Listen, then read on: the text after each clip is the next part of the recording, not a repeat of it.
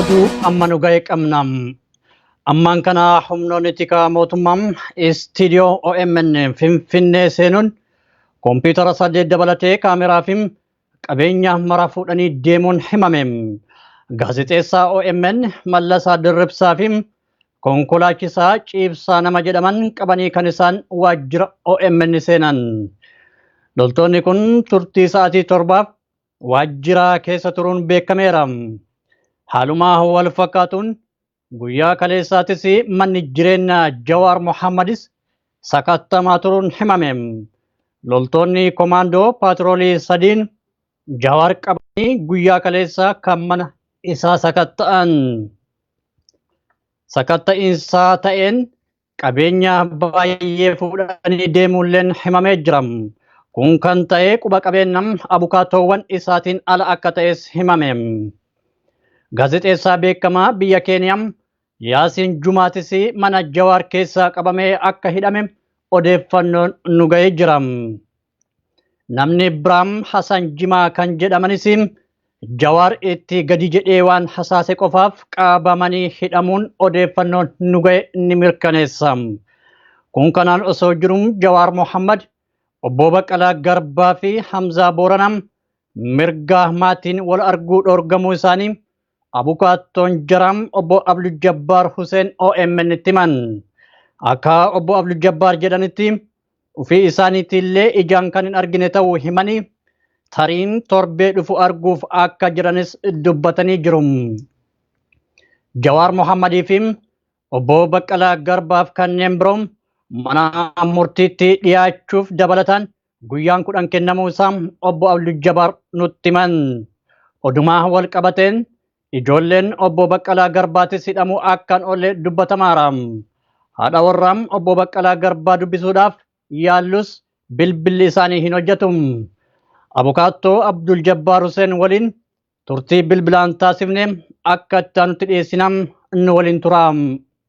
Waa'ee haala oolmaa mana murtiitii fi waa'ee Jawaar isin gaafachuuf isin mijaa. Garii abukaatooti har'a nama jaataaniiti kan deemne giddugala qorannoo yakkaa federaalaatti achi jiran jennee bakka isaan jiran san iyyaafachuu dandeenye. Bu'uuruma kanaan achi jiraachuu atleast maqaa nama lamaa dhayaniiti obbo Jawaarii fi obbo Baqqalaan achi akka jiran nutti himanii. Mana hidhaa kami kan isaan jiran obbo Abdul Jabbaar? Manni hidhaa kun manuma maakalaawii duraanii cinaa waajjiraalee qorannoo yakkaa itti geggeessanii namoonni keessa jiran kan hidhanne komishinii poolisii magaalaa Finfinnee keessa jira jechuudha waajjirri kun. Isaan immoo achi keessa jiranii bakka biraa jiranii hin barre. Qaamaan hin argine isin? Qaamaan hin argine achi jiranii qofa nutti himaniiti. Namni Komaandar Tsaggaayee jedhamu wal qunnamuu hin dandeessan moo hin dandeessanii adda baasee isatu isinitti himaanu jedhaniiti. Waajjira nama kanaa dhabnee waajjira nama kanaatti yogguu gaafannu immoo isaan hojiirra jiranii har'a dubbisuu hin dandeessan jedhanii. Boruu iftaan immoo guyyaa hojiitii miti wiixatallee jennaan wiixatas hin danda'an kiibxataa fi kamisa qofa nama dubbisuu danda'anii kan jedhutti banii. Kanaaf kiibxata sa'a 8tti fi yookaan immoo kamisatti koottaadhaan jedhanii nama kana argachuuf jechuudha. Oolmaan mana murtii kaleessa ture maal haalli inni ture waan quba qabdu? Isaan hin argine ka'amma laali silaa namni beeki shakkamaan tokko yogguu qabamu jalqaba irratti mirga abukaatoo isaa wajjin mari'achuu ni qaba. Jarri kun shakkamanii gaafa mana murtii dhiyeeffananis abukaatoo malee kophaa akkasitti dhiyaatanii. Har'as carraa silaa nuti abukaatoodha nama 6 ta'anii hidhannee isaa wajjin mari'achuu fi silaa carraa bal'aa qabna turre. Sa'aatii hojii mootummaa keessatti silaa isaanii wal qunnamsiisuu qaba ture. Heerri mootummaas kan ajaju kanuma. Maaf wal qunnamuun dadhabsiisere? Kanan beekne kanatti silaa isaan kun mirga shakkamtootaati. Mirga isaanii ooradii heera mootummaa keessatti qabanii.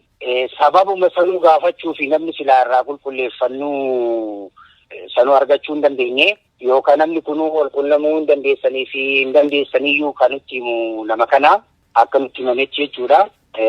Kanaayyuu kibbata irratti nama kana argachuu akka dandeenyu nutti himamanii jennaan bu'uuruma kanaan of duuba deebine jechuudha. Beellamni jara kana yoom kan Jawaar Mohammed fi obbo Baqqalaa dabalatee? Beellamni kan Jawaar Mohammed gaafa sagaliitii baatii taanu adoolessa ka obbo Baqqalaa Garbaa gaafa lamaati. Gaafa jahaati guyyaa garagaraati jechuudha. Inumaayyuu amma maal adda baafanne maatii obbo Hamzaa Booranaa arginee turre.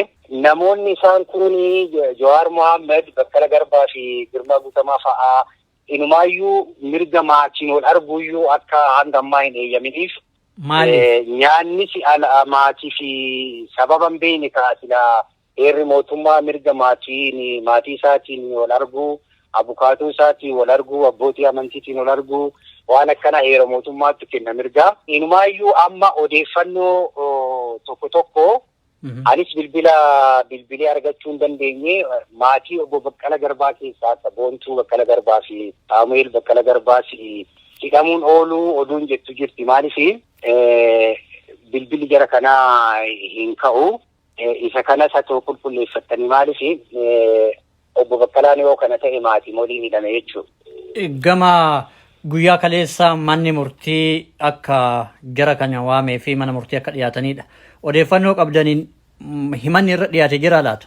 Amma akka qabamaniiti mana murtiitti kan dhiyeeffataniif manni murtii araadaa manni murtii sadarkaa tokkoffaa federaalaa kun yeroo baay'ee beellama yerooti kan kennu yeroo qorannoo dabalataa gaafataniitu yeroo qorannoo dabalataa manni murtii kenneeti bu'uuruma kanaan manni murtii beellama galmee obbo Baqqalaa Garbaa fa'aa gaafa jahaa kan obbo Jawaar Mohammed immoo gaafa sagalitti akka beellame walumaan miidiyaa irraa dhageenye beellama yerooti malee hanga ammaa himanni irratti dhiyaate hin jiru jechuudha. Gama duubaatti yoo isin deebise obbo Abdul Jabbaar hidhamiinsi yookaan sababaan namoonni kun ittiin hidhaman maali?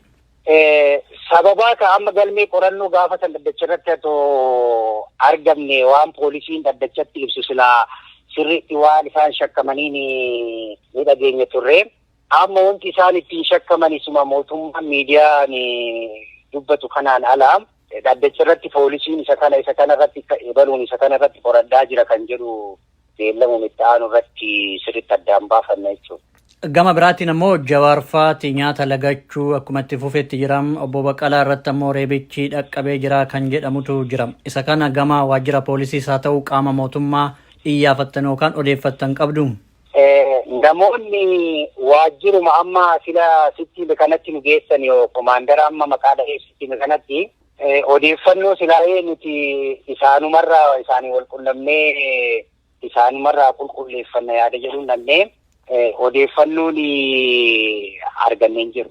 Abukaatoom Jawaar Mohammed faa kan taatan obbo Abdul Jabbaar Hussein galatoomaa. Ulfaadhaa isinis.